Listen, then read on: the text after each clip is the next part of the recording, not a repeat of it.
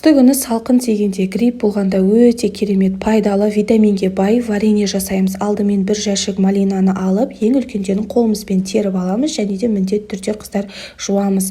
Жуғаннан кейін тап-таза болып қалады және өте көп мусор шығады. Осылай құрғақ салфетканың үстіне салып, осылай жылтыратып жуып аламыз да, кептіріп аламыз кішкене және де тақтайдың үстіне пищевойды орап алып, арасын жақындатпай алшақ қылып салып, морозильникке бір күнге қалдырамыз. Қалған 2 килограмм малинаға үстіне су құйып, бұны да жақсылап тұрып жуып аламыз. Сүзгішпен сүзіп, қосымшама мусор шығады қараңыздар. 2 апельсин, 2 лимонды алып, үстіне ас содасын салып, суға 15 минутқа қалдырамыз. Және жақсылап тұрып жуып аламыз да, 2 шетін алып тастаймыз және қабығын ашып тастаймыз. Апельсиннің да, мандариннің да міндетті түрде және сүйектерінен тазалап, майда бөліктерге бөліп, малинаның үстіне қосамыз. Үстіне шекерімізді қосып, жақсылап араластырып аламыз. Сонан кейін блендердің көмегімен жақсылап езіп алатын боламыз.